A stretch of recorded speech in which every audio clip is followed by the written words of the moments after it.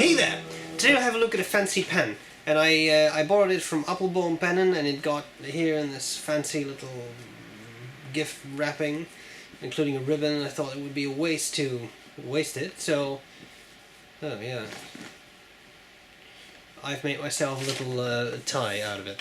Now then, we are going to have a look at this pen. This is the Montblanc Rouge et Noir.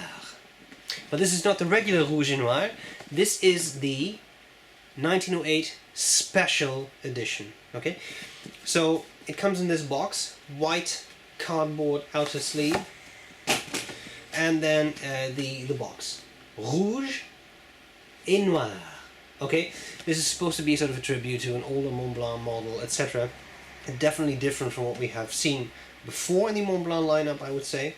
It's part of the Heritage Collection, and it's very nice. Okay, the 1906. Open the box.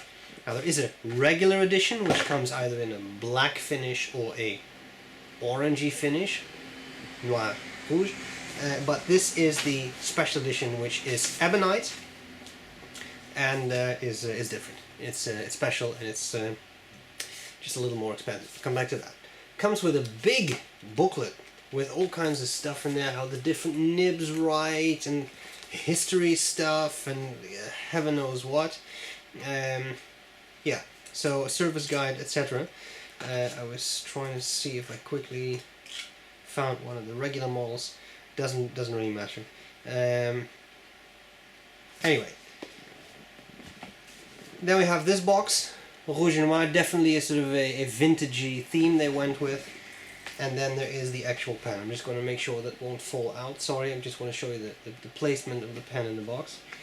Because this pen is made of ebonite, and if you drop ebonite, you end up with a lot of pieces. That's the pen, a smaller pen, a thinner pen, and it is ebonite. So, yeah, it has a very peculiar smell. Now then, I'm going to cover the parts of the pen tower, what I like about it, what I don't like about it, and then a little writing sample. So here we have, sorry, I'm just covering up everything. Here we have the entire pen. Start at the top. It has that cute little white star, except it's quite big on this. Has a little bit of that orange material in it. Now we have the clip, and the clip, of course, is very cool. It's a snake, and that sort of rolls around the cap. They've done that very well. Although, of course, they have stopped adding detail there. It's almost like one of the professor's drawings, and then it just becomes a smooth thing. The eyes of the snake are quite neat. The back of the service guide, it does say the Montblanc Rouge et Noir Limited Edition 1906, created in 2015, is limited to each 1906 fountain pens and roller balls worldwide. As a sign of its uniqueness, each writing instrument in this highly exclusive edition bears an engraved limitation number. The limited edition was made by a master craftsman using the finest materials and applying the utmost precision. Then you get a limited edition number and a ruby cut faceted carat .01 color red, and that is the eyes of the snake. Okay, so it is an actual gemstone. Then you have the vintage Montblanc logo on the cap there. You have the rest of the barrel. It is a piston-filled pen. You open the cap. This is a very broad, I think it's a double broad nib. Nice. Writes pleasantly. And then you have the threads for the cap right there. Okay, what do I like about it? What do I not like about it?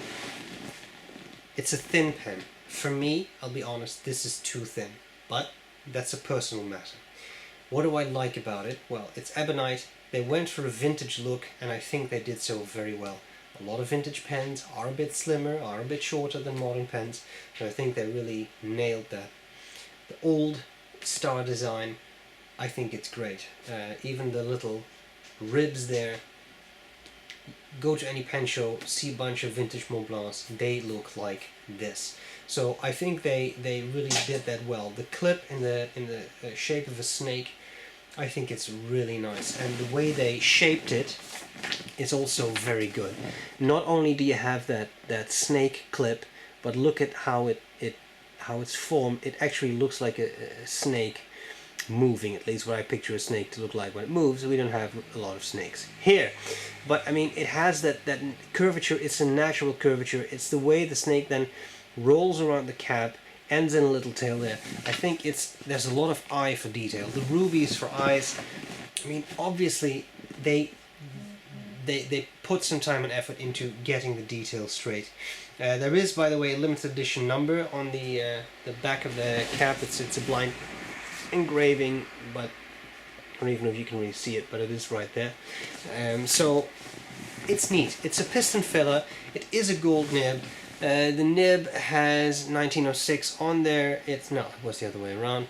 It says Montblanc 18 karat AU 750, and it has a hallmark on there. And of course, it has a snake. It's a snake head on the nib. Don't know if I've really shown that off and if you can really see it, but it is a snake head. So again, a lot going for it. Yes, it's thin. It does sort of post, but not really. It's kind of wobbly. So you're supposed to use this unposted, I assume. What do I like? What do I not like, really, beyond the eye for detail? The threads at the front are nice, because that means the cap easily closes and the threads don't get in the way of you as you hold it when you write. The downside to that is that when you dip this in an ink bottle, only way to fill it, because it's a piston filler, you will get ink in the threads, and these are very fine threads, so just wiping them down with a cloth does not take the ink out. You really have to kind of do it with a tissue that's a bit wet or something to get into those super fine grooves, and that, I think, is a big downside, because it's hard. It's hard to clean that way. As I said, thin, not for everyone, but that's not really fair criticism, because some people like thinner pens, so let's not drive that home. I like the clip. The clip works. It does definitely go up and down a bit. There's also a little bit of movement in it, just a little bit. You can feel that snake move, not rotate all the way around, but there is a bit of movement. So maybe that should be a bit tighter, but how would you do that? I don't know, because it's wrapped around the cap. Looks wise, I think it's a perfect pen. It feels vintage because of the Ebonite, because of the clip, because of the star. They've done it very well. The nib I really like. It's very broad, and it really writes consistently. It writes nicely. You see that in the writing sample. I haven't really had issues with it. But the pen retails for 1,780 euros. So that's, even though it is an 18 karat nib and it has a piston filler and it is a limited edition, that's a lot of money. Is it really worth it? This is a matter of, it's entirely up to you, because that's a lot of money. If you love snakes, I can see this has a lot of appeal. If you like the vintage Montblancs, I can see this would have a lot of appeal. But a lot of things, I mean, it's a lot of money. And even though it's a very nice writer, serious price. So, of course, it is a Montblanc. We know those are expensive. We know it's a limited edition Montblanc, so that makes it even more expensive. And that's pretty much all I can say about it. So this is really a pen that you have to consider and see if that is something that you would want to purchase at that price.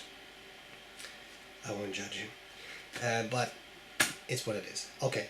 Measurements of the pen, as well as high-resolution pictures, will be on the website, StephenBrown.com. I thank Joost for lending me this pen. It's coming back to you right now. Guys, I hope this was useful, so far at least, and I'll gladly see you later. Bye bye. Alright, so here we go with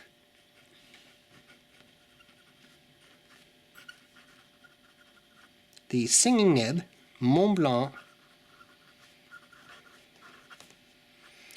Rouge et Noir 1908 limited edition. The nib is a double broad and the ink is very simply Pelikan Royal Blue.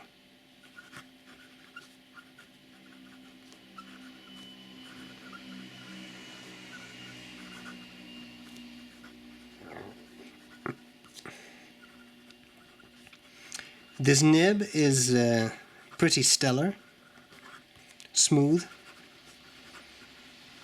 stubby. Not the world's wettest writer, I think, but nothing you could fix yourself there. I mean, it's not too dry. See a bit of a skip there and there.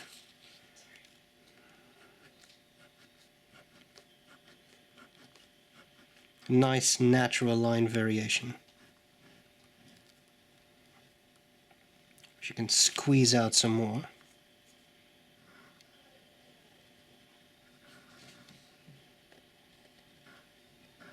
If you really feel like it. What I had forgotten to check was the wetness. It's a fairly dry ink, the royal blue, but it's still quite wet, so that's actually not bad at all. Reverse writing was difficult with stubby nibs. It's possible, and you definitely get a finer stub out of that.